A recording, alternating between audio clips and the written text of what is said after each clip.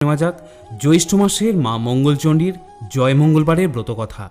জয় মা মঙ্গলচণ্ডী, জয় মা ভবানী। ভগবান শিবের বাড়ি কৈলাস পর্বতে। আকাশ থেকে যেন কোটি কোটি চাঁদের আলো সেখানে ঝরে পড়েছে। গন্ধর্ব, কিন্নর, যক্ষ এবং বিদ্যাধরদের গানে কৈলাসের শিবলোক যেন মুখরিত হয়ে আছে। এমনই একটা দিনে মা ভগবতী পদ্মার সঙ্গে বসে গল্প করছিলেন।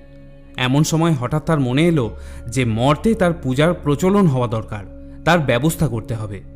এই কথা শুনে পদ্মার অনেক ভাবনা হলো। সে ভাবতে লাগলো কেমন করে পৃথিবীতে মায়ের পূজার ব্যবস্থা হতে পারে।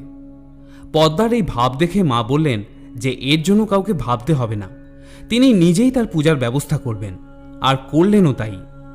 মায়া করি ধরে মাতা জড়াতির বেশ, হাতে লাঠি কাঁধে ঝুলি উড়ি পড়ে কেশ। এমনই এক বুড়ি ব্রাহ্মণীর বেশ ধরে মা চললেন মর্তলোকে।